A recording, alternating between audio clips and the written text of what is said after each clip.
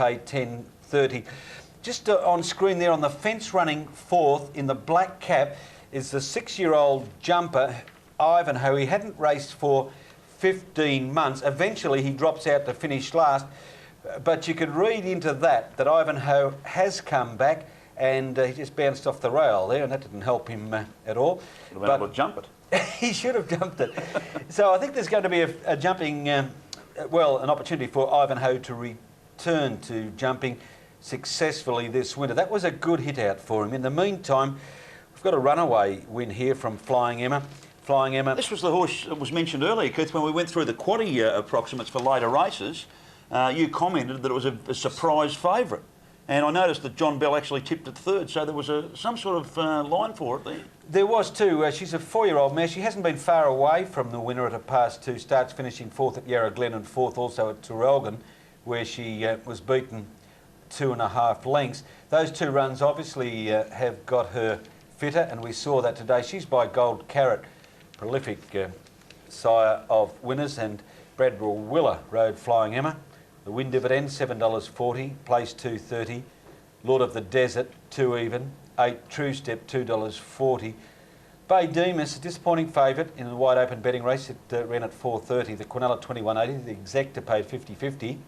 And the running double, 2 and 10, $30.80. Just waiting for the trifecta to come through on that race. It should top the 300 mark. And it has $330.90, and the numbers you needed there, 2, 5 and 8. Bradwell Willer is the son of former jumping jockey Keith Willer, and also harness racing trainer and driver Keith Willer. Had a very good horse in El Cordobies many years ago, a very good trotter. And he was dual gated for a long time, Keith, and I think he's got a couple of boys, Keith, that are in the jockeys' ranks. That's right, Bill, and coincidentally, you mentioned El Cordobies. The family obviously have still a great affection for their champion, or their great pacer, El Cordobies, to such an extent that they have named a galloper, El Cordobies, who won at the Valley, and it's a pretty talented galloper. He's just gone off the boiler, but he's still lightly racing. He's probably got a future. But there's young Brad bringing that winner, Flying Emma, back to scale, and it was the most impressive win. Flying Emma is trained at Moa. She's likely race. That was only her 10th start today, and she's had 2 wins now and 3 minor placings. That's the traditional salute to the chief steward there. Jockeys acknowledge the 2-fingered one. No, by raising the butt of their whip to their cap. I don't know where it started. It'd be interesting to research that and find out the origins of the salute. But at all levels and internationally, any jockey, whether it is at a grassroots meeting or whether it is in a meeting of the highest level, will touch their cap with the butt of the whip as an acknowledgement to the chief stipendiary steward as they return to the winner's stool. I've seen it done many times. I didn't realise it was being directed to the chief steward. Yeah. It's happened in harness racing? Not that I know of. Our whips are a lot longer though. They are too.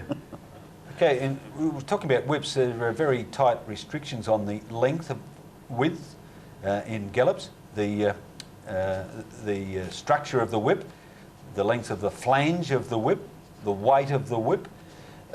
Many restrictions. In fact, we've had, and they're not sort of the same internationally. We've had international jockeys that have come to Australia to ride, and their whips have not passed our more stringent requirements. And one of the great whip makers of Australia was the late Peter Bakos, who had a whip making business and passed it on to his sons. Okay, there's a scene at Mornington after the running of the 6th race, the 3rd leg of the quaddie, won by number 10. Let's look now at openers at Warragul. We have 8 minutes of betting time remaining. Status, boy, this one's short. Anyone who takes these odds is a lunatic. Absolutely ridiculous odds. This horse is a nice horse, but it's been very overrated through its career. Now, it looks a good thing in this race, but it's, there are just some horses that should never be short priced. Sure. This is one of them. This is the epitome of one of them. Right. Yeah, in fact, if it stays at $1.20, I'm going to back the rest. You back every other runner because it's ridiculous odds. Now, Status, its form's good. It was a good third behind K-Rock and Susan Hu at Ballarat. A bit of a contradiction to what you've just been saying. No, I'm not saying. Look, no shape or form am I denigrating the horse's ability or its form. Well, I'm denigrating its ability to a certain extent because it shouldn't be fives on anything. But it has the form to be the winner of this race, but leave me out of that price. I thought other chances in the race were certainly number 2, Devil's Embrace, which hasn't had a run since December. It's had a couple of trials, so it should be fairly fit. 3, He's a She was a former smart mare that's struggling to regain her best ability, but if she went anywhere near her best, she's right in the race. 5, Forevermore. Well, Gordon Turner's on a roll at the moment, and his horses, once they peak, they all seem to peak about the same time. And Magic Lord might make up for David Manning from Sport 927. David Manning's unlucky run with Room to Move in the previous race where it got taken on at a vital stage of the race. He also trains Magic Lord. It's drawn the outside barrier, but I think it's got some little chance. I'll be betting against Status if it stays those odds, but I'm sure it won't. Now, Adam Hamilton, when speaking with Chris Elford, made a reference to Status and some opinions about it, and you blame Danny Power. Yes. So is Danny also not a likely chairperson of the Status fan club? Well, Danny's no rap for the breeding of the horse, apparently. This did get an airing on Pacing Extra one night, and I think Danny jumped up and down and basically labelled the horse a cat or a poofter or something like that. I don't know if you're allowed to use that word. No, we'll withdraw that. Okay, we'll withdraw that comment. But no, it's proved a handy racehorse since. In fact, it's probably belied what Danny's feelings on the horse were. But I agree with Danny to a certain extent. It probably has been overrated in the past. But this season it came back with a clean slate. Its form's been good. I mean, look at it. It's had 4 starts for 2 wins, a third and a fourth. But no thanks, not at the 5s on. Just got the feeling Hutchie's heading for trouble for us. I don't want to be part of it, so we'll take a break.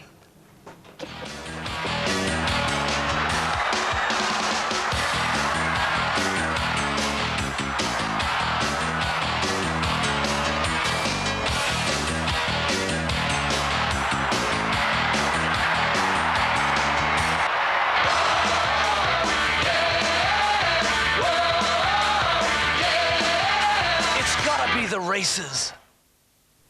I'm taking the Jefferson Ford lie detector test again. Jefferson Ford's used cars are absolutely A1 condition. A2, A3. And we have an offer that will never be repeated. It will not happen again for a long time. It happens all the time. And that offer is $5,000 minimum trade-in. So yeah, it's true. Would I ever lie to you? $5,000 minimum trade-in only from Jefferson Ford, the greatest car dealer in the free world. Jefferson, Jefferson, Jefferson Ford. They say girls have more fun.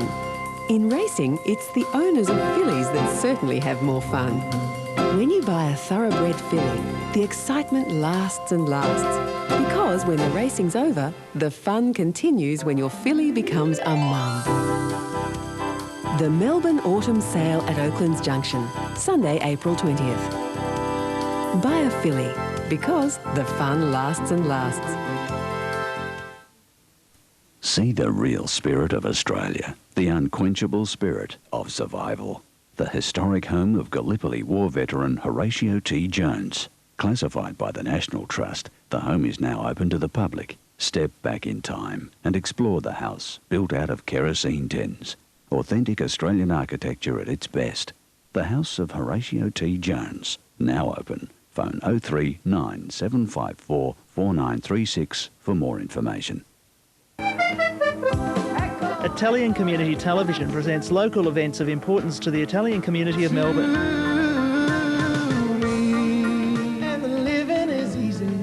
ICTV provides music, entertainment and culture from Italy and Australia. Grazie. Help me if you can, I'm feeling down. ICTV here on Channel 31. Shalom Television aims to provide television access for Melbourne's Jewish community. They produce programs which reflect the cultural and religious values and ideas of the Jewish community. Shalom Television produce Sputnik. For further information, phone Phil Benjamin on 015 887 007.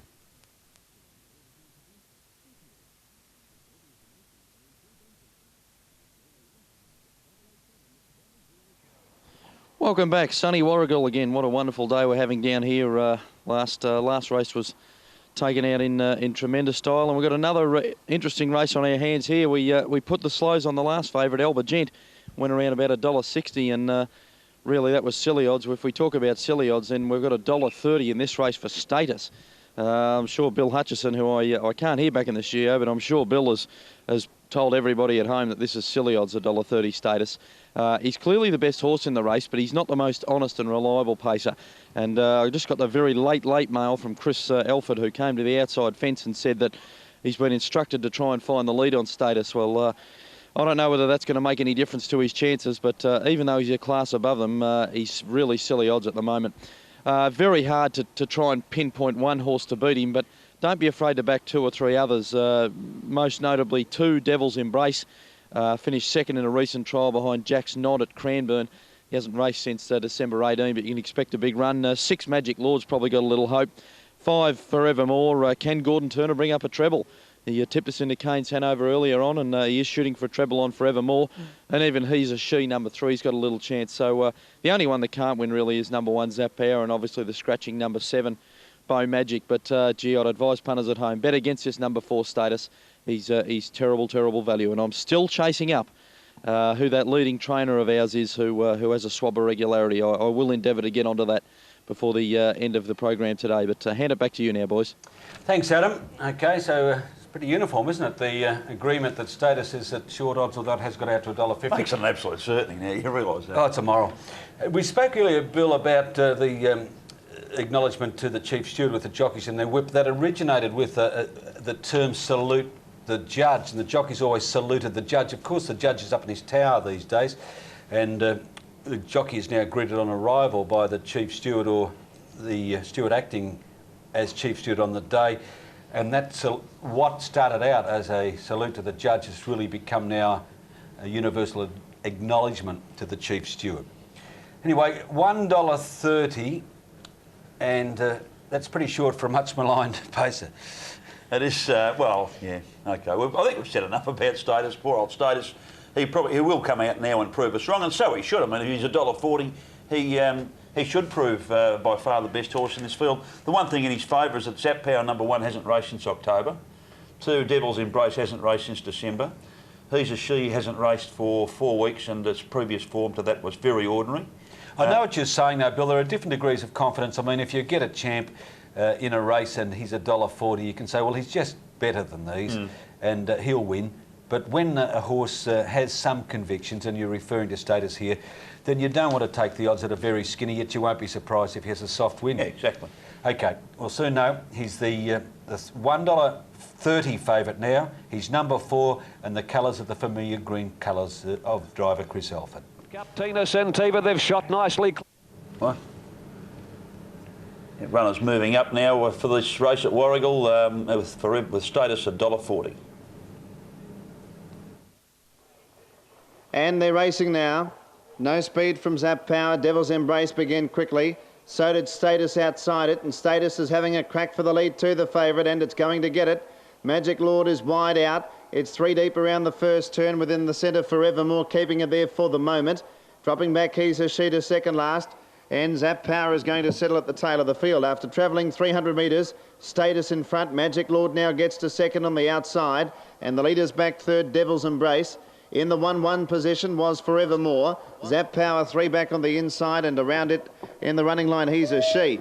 So at the winning place with 2 circuits to go, and the favourite Status the leader. Magic Lord is a metre away without cover, and third on the inside was Devil's Embrace. Forevermore settling 1 out, 1 back, and in 4th position in this small field of 6. Zap Power 5th, but on the inside of He's a She, who's last of the 6 runners and about 7 metres off the lead. Now, Devil's Embrace seemed to drop the bit there, and it's dropping out of the race very sharply. They've almost completed a lap, and Devil's Embrace can't keep up, and it's dropping right out of the race. Down the back of the 1400, and the leader is the favourite. Status a metre in front of Magic Lord. He's a She was able to drive through to be now on the leader's back, and still in the 1-1 Forevermore. In the running line, 5th was Zap Power, and Devil's Embrace might have to be pulled up. It has dropped right out as they run up towards the home turn now, with about 1100 to go. Status led Magic Lord.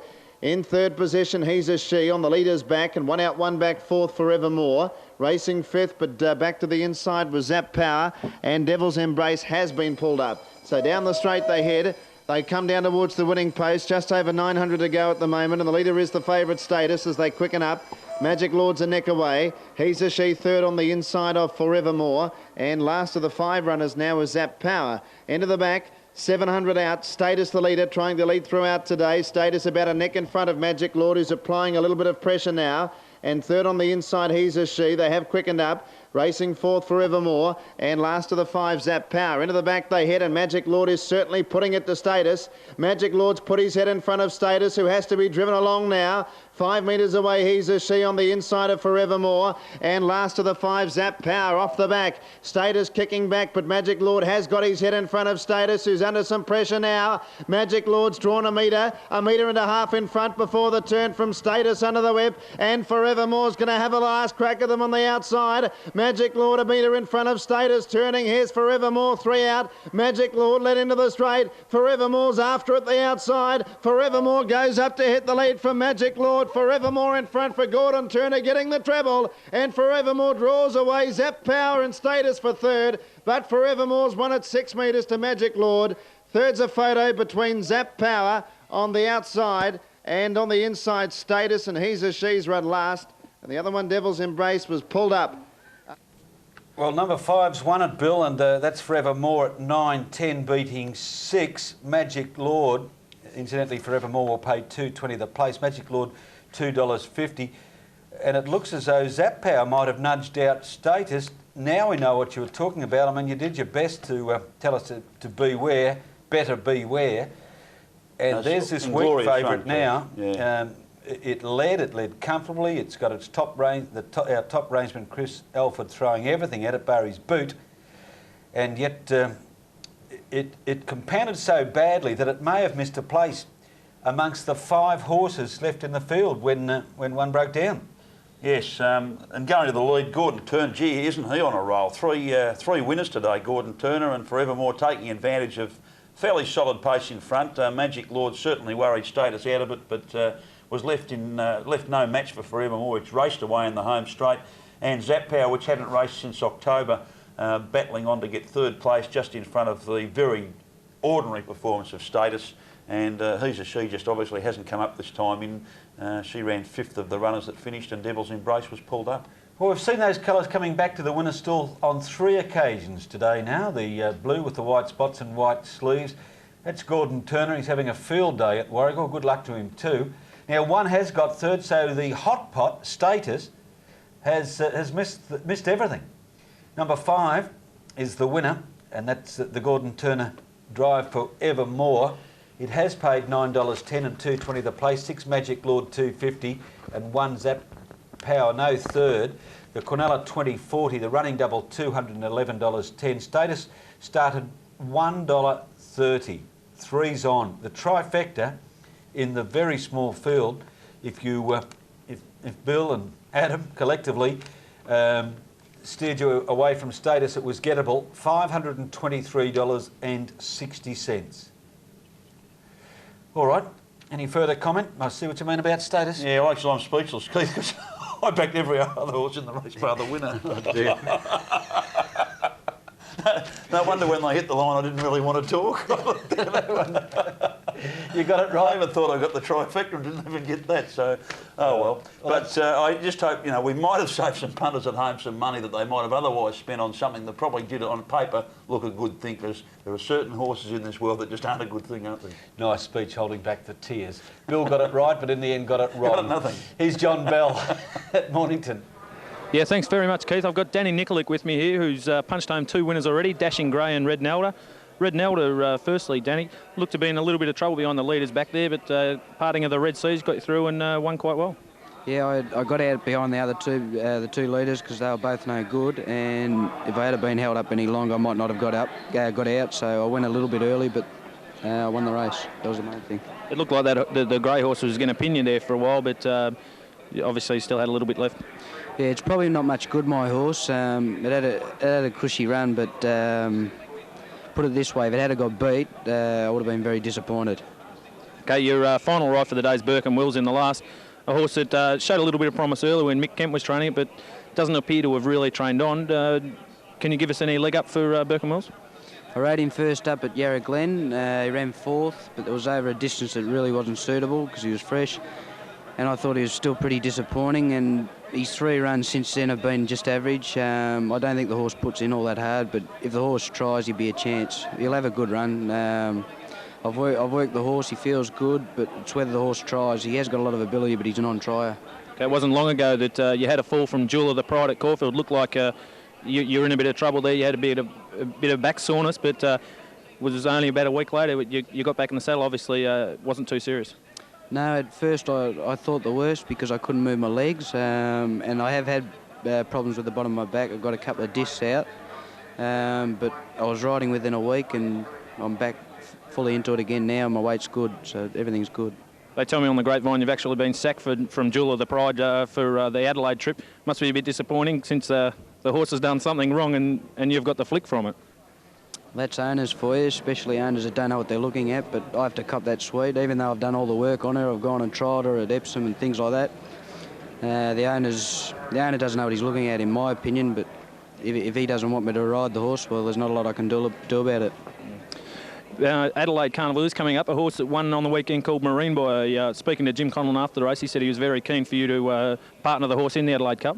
Yeah, John, I'm not sure whether he'll get my weight. They weight him very low in the Adelaide Cup. He'd have to probably win another race before he at least got 52. If he gets 52, I'll ride him a half over. And I'd like to ride the horse because I think he'll be hard to beat in the Adelaide Cup. He is showing a lot of promise as a stayer, isn't he?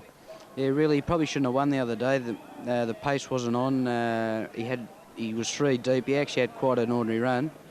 And it was only probably the ability of the horse that got him there in the last couple of strides. And I think if the horse trains on, he'll definitely run 2 mile, and which he's shown he can run 2 mile. He's a lovely horse, and I think he can nearly win the Adelaide Cup. Are you planning to head off to Brisbane for their carnival? No, I've spoken to Bruce McLaughlin, and he asked me to come up actually 2 weeks ago. But it's only because I'm doing so well here, getting a lot of rides, and my weight's good. I don't really want to go up there just for the sake of going up. And I told him I'd go up if he could offer me a decent ride in a decent race. But I won't be going up there to stay, no. All right, Dan, well, things are going very well for you here. 2 winners today and maybe a 3rd with Burke and Wills. Congratulations and good luck for the coming months. Thanks very much, John. It's Danny Nikolic on Channel 31, the first jockey to be sacked from falling off a horse. Well, it certainly hasn't changed Danny's forthright opinion on things, and whether he's right or not, I don't know, but you have to admire someone who speaks what they think. Let's have a quick look. We'll be going to Adam Hamilton at Warragul in just a quick tick, but as we're looking at Mornington, this is race 7, the final leg of the quaddie, so I can give you the divvies. Hope You're Alive, number 1, Anichka would pay $147. 2, which is Magic View. There are no brackets needed in this field. Magic View, $1,035. 3, Cromentino, $3,425. 4, Show Respect. It's the favourite, but it's not the smallest dividend. It's going to pay $188. 5, True to Me, $2,007. 6, Bold Front, $291. 7, St Kilda Beach, $1,444. 8 is Benbara Lord at $1,662. 9, Regimental Arms, $4,320. And number 10, Credit Card, $4,988. It's the outside of the field through the quaddie. You had a look at the current tote odds there. Let's go back to Warragul and to Adam Hamilton. Okay, joined by Gordon Turner. Gordon, it's been a real day out for you today. Congratulations. Don that helmet. You deserve to put it on. We've got the wonderful trophy here for that previous race taken out by Forevermore. You were saying earlier on you've only got, what, the half dozen in work? Half a dozen in work, Adam, yeah, and 5 here today. 5 here today and 3 winners so far with 1 yet to come. Yeah. Well, they've gone well, really. I'm happy. Absolutely. That a couple of them have fallen into place nicely for you, but... yeah, everything sort of worked out nice, really. They just got the 1-1 and must be my day. You were saying that you've taken a little while to get these horses up this time in work, but you've decided to get a little bit tougher on them. Yeah, I got tougher, working them harder, yeah. Kane's Hanover, we didn't get a chance to speak to you after that race, Gordon, but geez, he's a tough horse. He takes the best out of the driver, doesn't he? He does. I always had it, Adam. He is a tough horse, and he just keeps firing, yeah. He's got no speed, but just keeps plugging. Well, good on you. Only working a team of half a dozen horses. It's been a day out for Gordon Turner today. Yeah, still got Western Hanover in the last. We'll try. Certainly. Look at that wonderful trophy. It makes it all worthwhile, and it's great to have this chance to catch up with Gordon Turner down at Warragul. Back to you, boys. Thanks, Adam. And only 6 horses. He took 5 of them to Warragul today. He's got a treble already and 1 to go. Hutchie? Yes, what a lot of people might not know about Gordon Turner is probably about 6 or 7 years ago, Gordon Stables at Officer suffered a huge fire in which all his racing stock, his equipment, everything was just totally destroyed, and it basically would have destroyed a lesser man than Gordon Turner. And it's great to see a man fight back. He wanted to give up, but through the encouragement of his daughter Debbie, and he's got a terrific family of harness racing people, and they've got a lot of harness racing friends, and they encourage him to fight back. And now Gordon's sort of fighting his way back to the top, and it's great to see, because Gordon's been in the game a long time. It would have been a great loss to see him out of the game, and through adversity he's starting to triumph.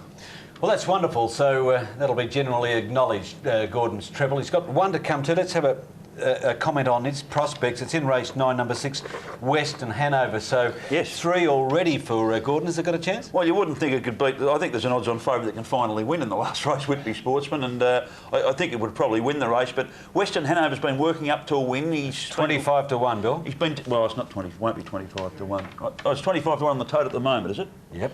Okay. Well, I'll be getting some of mine if it's going to stay around that price. His last couple of runs have been disappointing, but he is a lot better than what he's shown just in his last couple. And as I said earlier, once these horses of Gordon start to peak, they usually all start to peak together. And I'd say it's definitely a trifecta chance at least in the last race. Okay, good luck to him. Let's go back to Mornington now. We've got 4 minutes of to the start there, and John Bell will be joining us from Mornington in just a tick. But there's the tote situation. Show Respect, I think it'll win the race. It's $2.50. It opened at $2.90. Anichka won't find this quite as easily as it did in town the other day at Sandown, when it was able to lead all the way, but it's still going to be competitive, and 6 Bold Front at $4.90. And that trio are the only runners under 12 to 1, with St Kilda Beach just under 12 to 1. So the winner should come from that trio, and clearly to my mind the 4 stands out. Show Respect, I think it'll win, and through the quaddie pay $188, which is not a bad return if you... Well, the first 2 were very short, Keith, weren't they? And the next one was the opening favourite, so there's probably some handy quaddie dividends coming through then. Yes, there are. $188 for the favourite here.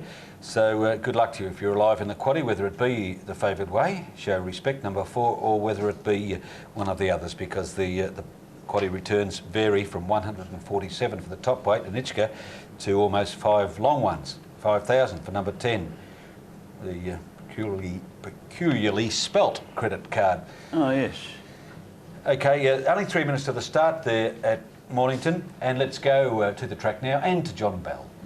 Yeah, thanks very much, Keith. I've got Des O'Keefe with me here, John Marr's stable manager, and the stable has Bold Front in this race. Horse that has showed a bit of promise in the shorter races, but zipped up to the 2,000 metres today. Des, did you think this horse would stay early in his career? John, we always felt that he might be able to run around a 2,000 metre trip, and this track's probably a nice track to have a try at it at. I think you'd know he's been ridden up on the speed the last few runs today.